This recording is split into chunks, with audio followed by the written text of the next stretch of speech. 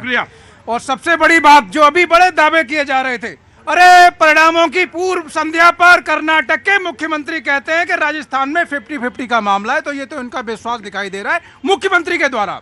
बाकी कार्यकर्ता तो 5-0 बनाए, अच्छी शुभकामनाएं हमारी इनको, मुख्यमंत्री ये कहता है। दूसरा, इनकी पार्टी के पूर्व गृह मंत्री जो चिदम्बरम साहब है, उनका बेटा कार्ति चिदम्बरम अभी कहता है पूर्व संध्या पर कि देश में ईडी जैसी संस्था की कोई जरूरत ही नहीं है।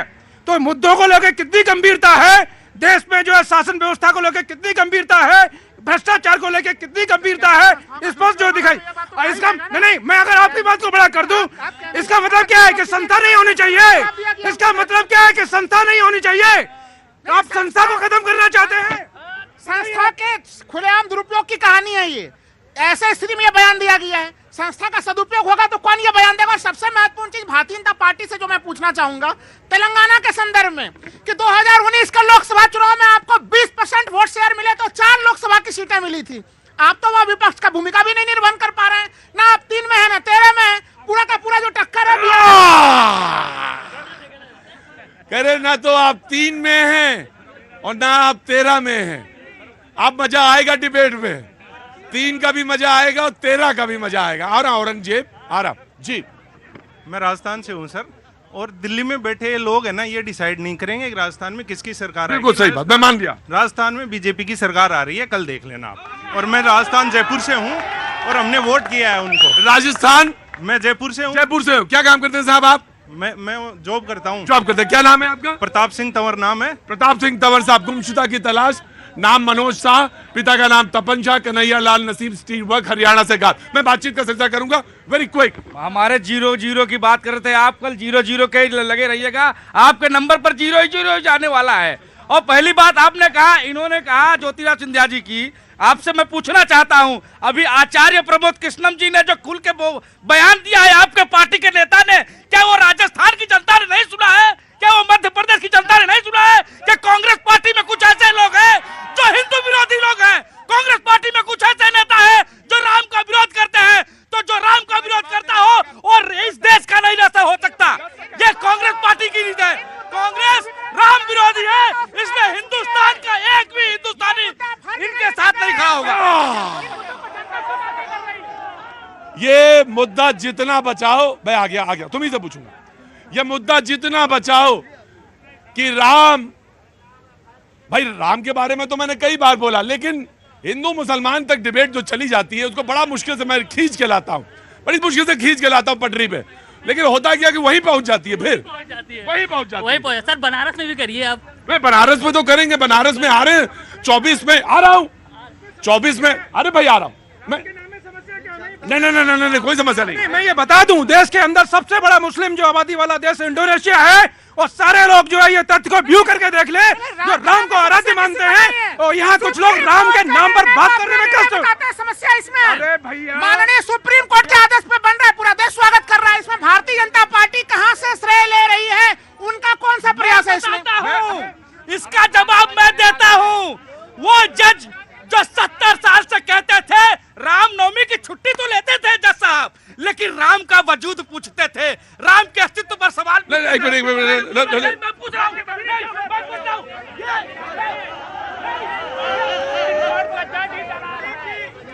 एक मिनट सुनो, एक मिनट खड़े रहो, आराम से, कूल डाउन, पानी पियो, पहले जाओ, पहले जरूर दे दूंगा, पहले आप खड़े रहिए। बिल्कुल जनता के लिए है, आप खड़े रहिए, आराम से खड़े रहिए, वो पाजी से पूछिए, वो समझाएंगे आपको। देखिए पहली बात, हाँ क्या बोला? मैं वापस लेता हूं, मेरे मुंह से मैं कुछ निकलना चाहता था, बीच में मत बोलिए आप। चलिए ठीक है, अगर आपने नहीं, सुनिए पहले समझ लीजिए, कोई ऐसी बात नहीं, कोर्ट में बहस जिरह होती है, तर्क होते हैं इधर से उधर से, उसके बाद थोड़ा मार लेंगे। मैलान, आपको ज्यादा जरूरत है दिमाग के अंदर करने की। जी आया जी। देखिए विषय पर रहना चाहिए। अभी इन्होंने बड़ी जादूगर आंकड़ों की बात की, मोदी जी एक योजना लेकर आए, पूरा देश जानता है, आयुष्मान भारत। 24.5 करोड़ लोगों के कार्ड बने, 5.5 करोड़ लोग उसके लाभार्थी हैं, योजना में इलाज करा चुके हैं। इन्होंने लाया चिरंजीवी योजना, 5 को 25 किया, 50 किया। हमने पूछा साहब, पत्रकारों ने पूछा साहब, एक लाभार्थी का नाम बताइए, कितनी संख्या है, कितने लोगों ने योजना में इलाज करा? सब वो तो हमें पता नहीं है। इस प्रकार की योजना है तो राजस्थान की जनता उसको महसूस नहीं करती, मध्य प्रदेश के लोग आंख नहीं रखते, उनके कान नहीं है। प्रतीक जी, प्रधानमंत्री, देश के प्रधानमंत्री डाकिया बनके सिर्फ 51,000 नियुक्ति पत्र बांट रहे हैं। उनको प्रधानमंत्री किस लिए बनाया था? नियुक्ति पत्र बांटेंगे, और डाकिया का काम है, वो प्रधानमंत्री हैं। और दूसरी बात, उन्होंने तो कहा था कि 2 करोड़ नौकरियां देंगे, 2 करोड़ नौकरियां देंगे। एक ट्विटर पे ट्रेंड हो रहा है कि रेलवे में नौकरियां नहीं मिल रही है, मोदी जी नौकरियां दो रेलवे में। लगातार इतने पद खाली हैं नौकरियों में, रेलवे में, वहां नौकरियां नहीं दे रहे हैं। लेकिन ये हमने तो राजस्थान में श्वेत पत्र जारी किया है, 2,13,000 नौकरियां दी। डिबेट में आखिरी प्रवक्ता हैं, उसके बाद डिबेट ओपन है जी। कांग्रेस का अहंकार का जो है ना, वो कल भांडा फूटने वाला है कि इस देश में केवल और केवल विकास की राजनीति की आंधी चलने वाली और कांग्रेस का तंबू उखड़ने वाला है। इन्होंने भ्रष्टाचार और परिवारवाद, आपने बोला ट्विटर में ट्रेंड किया, तो मैडम एक बात बताइए कि प्रधानमंत्री पद को और राष्ट्र को बदनाम करने वाले विदेशी पृष्ठभूमि में आप प्रधानमंत्री पद की तब आप पनौती बोलते हैं, आप जेब कतरा बोलते हैं, उसके बाद नहीं आपके राहुल गांधी जी उसके ऊपर ये बोलते हैं कि ये लोग जो है चाय वाले हैं, इतना प्रधानमंत्री पद के करीब नहीं रख सकते। और ये तब है जब देश की जीडीपी 7.8 है, ये तब है जब राष्ट्र आज 5वीं बड़ी इकोनॉमी बन चुका है, और ये तब है जब आज राष्ट्र 4थी बड़ी आर्मी है। इनकी मोहब्बत की दुकान में केवल इमरजेंसी बिकती है, इनकी मोहब्बत की दुकान में केवल 1984 के दंगे। हाँ, बोलिए जल्दी बोलिए सर। हाँ बोलिए। सबसे पहले मैं जनता को धन्यवाद देना चाहूँगा कि आप लोग पेशेंस से सुन रहे हैं, और एक शायरी बोलूँगा क्योंकि माहौल थोड़ा सा गर्म हो गया है। क्या नाम है आपका? मेरा नाम शैलेंद्र उपाध्याय है और मैं बिहार आरा से हूँ। तो पहले दिल्ली कितनी देर पहले आए थे? 13 साल पहले आए थे। बुरी आदतें ले ली हैं आपने? चलिए बोलिए सर। बोलिए। रात को रात का तोहफा नहीं देते, रात को रात का तोहफा नहीं देते, जिंदगी को जज्बात का तोहफा नहीं देते। आपके लिए तो चांद भी दे देते, मगर चांद को चांद का तोहफा नहीं देते। एक और है सर, मुझे माइक दीजिए ना एक बार। नहीं ऐसा करिए कि मतलब मैं ब्रेक ले लेता हूँ। नहीं ब्रेक ले, फिर पूरा सुनाइए। 2 मिनट दीजिए ना मुझे। तो बोलिए ना। मैं एक सिंगर हूँ, गजल सिंगर हूँ। तो एक काम करिए, ब्रेक में पूरा सुनाइए जी। बोलिए। आ रहा हूँ, वेट करिए। चारों प्रदेशों के अंदर इतनी बड़ी पनौती आने वाली है कि राजस्थान से, उससे गुजरात से ही बड़ी पनौती आने वाली है भाई साहब। मोदी जी से बड़ी पनौती आएगी वहां पर। ये शब्द क्यों इस्तेमाल करते हैं आप? अच्छा लगता है बहुत। आपको अच्छा लगता है? बहुत अच्छा लगता है। अब देखिए, ये शब्द जनता में मौजूद हूं, मैं इसको कुछ बोलूं जरूर बोलूंगा। ये शब्द मैंने कहा कि क्यों बोलते हैं आप? बोले मुझे अच्छा लगता है। जाकी रही भावना जैसी, पूरी करिए प्रभात जी। जाकी रही भावना जैसी, प्रभु मुहूर्त देखा ही 3 तैसी। हाँ, सवाल ये है, आपने कहा मैं एक मानता हूं, मैं एक बात और कहता हूं। आपने अपनी बात रखी, मुझे आपका स्वागत है। मैं एक बात और कहता हूं, आ रहा हूं झा साहब, चिंता ना करिएगा, पूरी गजल सुनूंगा। लोकतंत्र का अगर ये पर्व है तो उसका प्रतिफल भी उत्साह, और उसका प्रतिफल भी, उत्सव का प्रतिफल भी अच्छा और सुखद होगा। और अगर कोई ऐसे शब्द का इस्तेमाल करता है तो या तो वो लोकतंत्र में बिहेव नहीं करता, या उसका विश्वास नहीं है, या वो लोकतंत्र के लिए एक ब्लॉट है, धब्बा है। इसमें कहीं दो राय नहीं। क्योंकि अगर लोकतंत्र पर्व है तो उसका जो निष्कर्ष है वो उत्सव है, तो उसका निष्कर्ष भी आनंद होगा। उत्सव का जो रिजल्टेंट है वो आनंद होगा। और आनंद में कोई ये शब्द इस्तेमाल करता है या कोई और शब्द, तो मेरे हिसाब से वो उचित नहीं है। जी दे दूंगा जी। इन्होंने आचार्य जी की बात करी, यही लोकतंत्र है। हमारी पार्टी के अंदर जो लोकतंत्र है, मैं बोल सकता हूं। मैंने इसी चैनल पे अपने बड़े नेता के बयान के विरुद्ध बोल दिया था। मैंने कहा था मैं डिनाई करता हूं उनके बयान से, और पहला शो था मेरा आपके साथ प्रतिक्रिया। लेकिन आप समझो, लोकतंत्र की जो मर्यादा और लोकतंत्र की प्रतिष्ठा स्थापित है इस देश में, मैं लोकतंत्र की धरती से आता हूं, जिसने दिया है लोकतंत्र विश्व को, उस लोकतंत्र की मर्यादा और प्रतिष्ठा तभी स्थापित होगी जब देश के प्रधानमंत्री किसी को झूठों का सरदार और किसी को 50 करोड़ की गर्लफ्रेंड कहना बंद करेंगे। यह प्रधानमंत्री को सोचना होगा। और मैं प्रधानमंत्री जी का सम्मान करता हूं क्योंकि वो देश के प्रधानमंत्री हैं, लेकिन जब आप मंचों पे जाके, सार्वजनिक जगहों पे जाकर के इस ढंग के शब्दों का प्रयोग करेंगे तो फिर वो पनौती बोला जाएगा, फिर नहीं रोक सकते आप इन चीजों को जनता से। ताइवान को अमेरिका से मिल सकते खतरनाक 108।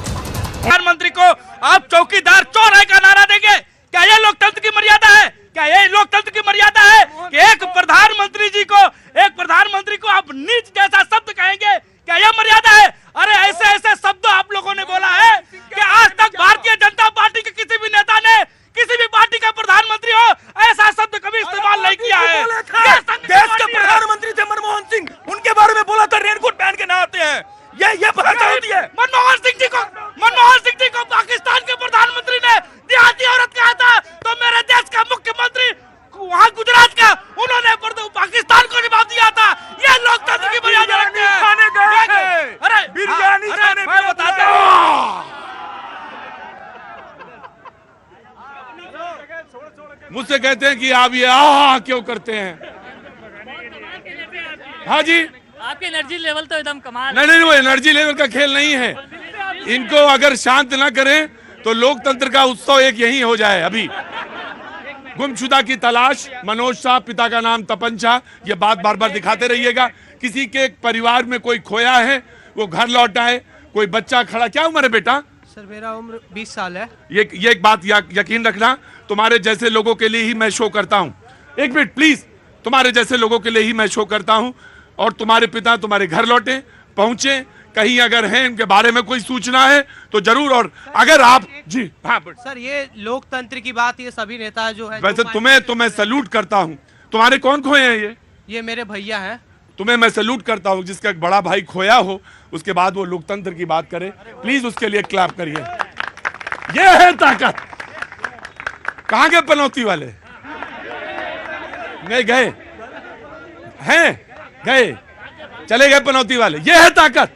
बड़ा भाई खोया है, हाथ में बैनर लिए है और कह रहा है मैं लोकतंत्र के बारे में बोलना चाहता हूं। क्या नाम है बेटा? सर मेरा नाम विकास कुमार है। तुम कुछ भी बोलो, मुझे नहीं मालूम क्या बोलोगे, अच्छा बुरा या जो तुम्हारी समझ है वो बोलोगे, लेकिन मैं तुमको सैल्यूट करता हूं जी। इतने दुख में भी वो चीज याद रहती है। बोलो। सर मैं बिहार से आया हूँ और मेरे भैया यहाँ पे कन्हई गांव 45 सेक्टर में थे, गुरुग्राम में। वहाँ पे 20 तारीख को ये लापता हुए हैं। उसके बाद हम लोग कंप्लेन किए, 22 तारीख को FIR दर्ज हुआ। उसके बाद भी मैं कल गया था, मैं गांव से फिर आया, रिसेंटली आया हूं कल, और फिर मैं गया पुलिस स्टेशन, वहां पे कोई कार्रवाई नहीं हो रहा था। और मैं जब थाना 112 पे पहले कॉल किया, फिर वहां पे पुलिस वाले आए। थाना कौन सा नंबर है? थाना कौन सा सेक्टर? सेक्टर 40 में पड़ता है। सेक्टर 40 के थाना गुरुग्राम के सेक्टर 40 के थाना प्रभारी से मैं हाथ जोड़ के गुजारिश करता हूँ। बहुत हाल का मामला है। अभी इन्होंने कहा कि जल्द कितने दिन पहले गए हैं? 20 तारीख को। तो बहुत जल्दी अगर तत्काल कार्रवाई होगी तो कोई ना कोई जानकारी मिलेगी और मिलने चाहिए, खोजना चाहिए। अगर FIR आपने दर्ज की है तो ये सराहनीय कार्य है। इसको मैं अप्रिशिएट करता हूं क्योंकि आपने FIR दर्ज कर ली है, ये सराहनीय कार्य है। लेकिन इस पर तुरंत फौरी तौर पे काम होना चाहिए, बात होनी चाहिए। जी आया, रुको, आ रहा हूं जी। इधर बोले थे जी। सर मैं इतना बोलना चाहूंगी, लोकतंत्र की मर्यादा रखने के लिए सबसे ज्यादा विपक्ष को इतना तो चाहिए कि कम से कम प्रधानमंत्री पद का तो अपमान न करें, क्योंकि राष्ट्र का अपमान है, किसी व्यक्ति का अपमान नहीं है। इसकी आप संज्ञा लें। दूसरी चीज, हमको मुद्दों पे बात करनी है। बात है कि 4 राज्यों में कल चुनावों का रिजल्ट आने वाला है, किसकी किस्मत जगने वाली है। आपने मुझसे ज्योतिष की बात करी थी, तो मैं उसको जरूर लेकर आऊंगी। पूर्ण रूप से राजस्थान में और MP में बीजेपी की सरकार बिना किसी अवरोध के आने वाली है। छत्तीसगढ़ में कांटे की टक्कर है, तेलंगाना में KCR आएंगे। ये मेरी भविष्यवाणी है, आप कल देख लीजिए। अभी ज्योतिष है। मैंने कहा वर्ल्ड कप फाइनल वाला तो भविष्यवाणी नहीं हो जाएगा। मैं सुन रहा था टीवी चैनलों पे, तो भाई कोई बात नहीं, भगवान तो हम है नहीं, लेकिन इतना जरूर है, कल की एक दिन की बात है मेरे भैया, आप देख लेना। दूसरी बात, मुद्दों की बात होनी चाहिए, राष्ट्र के मुद्दों की बात होनी चाहिए कि राष्ट्र का विकास किसके सरकार के अंदर आ गया। 9 साल में आपका देश जहां पे प्रगति के पथ पे चल रहा है। मैं कांग्रेस से पूछना चाहती हूँ, किसी ने संवेदनहीनता की पराकाष्ठा ये देखी है कि जब उत्तरकाशी में टनल से हमारे बच्चे बाहर आए 41, तो किसी ने जाके वहां पे जाके उनकी सुधनी ली, किसी ने जाके बालासोर में जाके सुधनी ली। इन्होंने केवल और केवल तुष्टिकरण किया। उसके बाद मैं आपसे बोलती हूँ, जब भोपाल त्रासदी आई थी या केदारनाथ त्रासदी आई थी, तब आपका क्या डिजास्टर मैनेजमेंट था। और उसके बाद मणिपुर भी हमने हैंडल किया है। मणिपुर बोलोगी, नहीं कोई डर नहीं है, डर के आप भागे थे। मणिपुर में डर के आप भागे